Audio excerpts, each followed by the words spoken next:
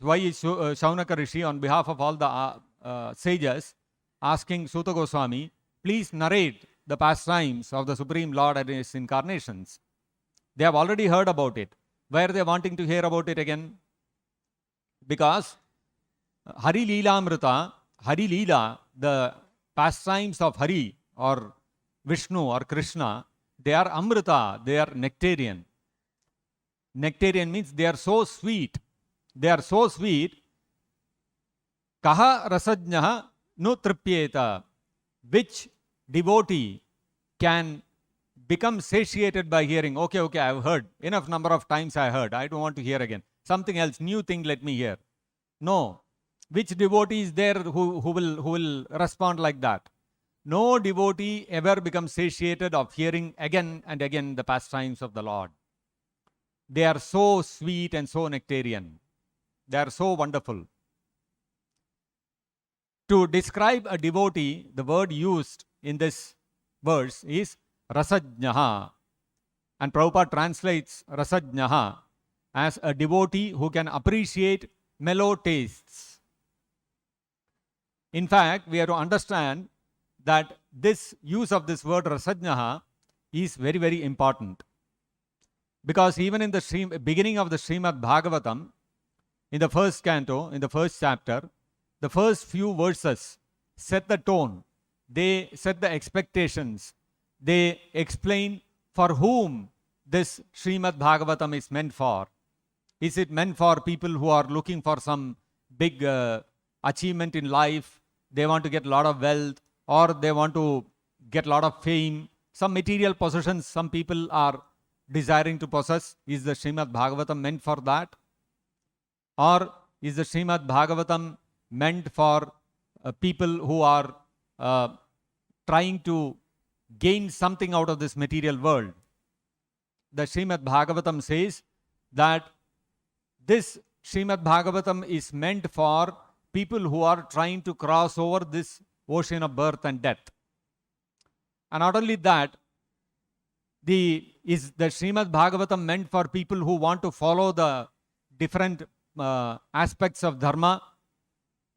If we go through the Karma Kanda portions of the Vedas, they describe various aspects of dharma. You follow this path of dharma, you follow this yajna, you do this, you take this tapasya, you do this vrata, you will get this. You will get good health, you will get a beautiful wife, you will get a handsome husband, you will get a very qualified husband, you will get a lot of fame in life. You will get next birth, you will get you will take birth in the Swargaloka, heavenly planets, etc., etc., etc. These are what are described in the Karma Kanda portion of the Vedas to motivate people to follow the path of dharma. In the second verse of the Bhagavatam itself, the Bhagavatam says, Dharma projyata kaitavo atra.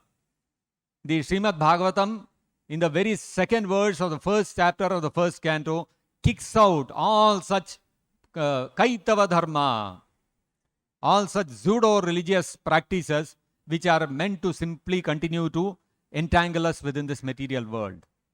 By following the path of dharma, one may get a lot of sense enjoyment, one may enjoy a good life, one may have a lot of wealth, good family, a comfortable life in this material world, but then it cannot liberate us from this material world. And therefore, Srimad Bhagavatam, because it is meant to help us cross over the ocean of birth and death, it immediately, first thing the Bhagavatam does is kick out all the Kaitava Dharma. Then for whom is the Srimad Bhagavatam meant? Paramo Nirmatsaranam Satam. It is meant for those personalities who are Parama Nirmatsaranam. They are completely devoid of all enviousness. Why is the Srimad Bhagavatam talking of enviousness?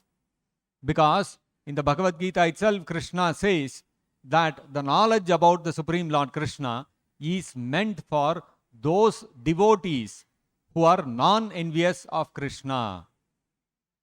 If somebody is envious of Krishna, why Krishna should be the Supreme Person?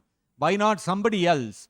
Why should a person be the Supreme Absolute Truth? It should be some imperson. There should be no person there.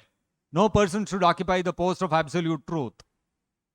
If somebody has that kind of envy in his heart, then such people cannot understand Krishna in total. They cannot understand all the aspects of the absolute truth. And so, the Bhagavatam says, this Srimad Bhagavatam, the knowledge of the Bhagavatam, is meant for those who are completely free from all envy towards Krishna. Who are, unless one is free from envy, one cannot accept the statements of the Bhagavad Gita and Srimad Bhagavatam, which declare openly that Krishna is the absolute truth. He is the Supreme Personality of Godhead. And therefore, Bhagavatam says, if you are having even little envy towards Krishna in your heart, then please don't read Bhagavatam. Don't come here.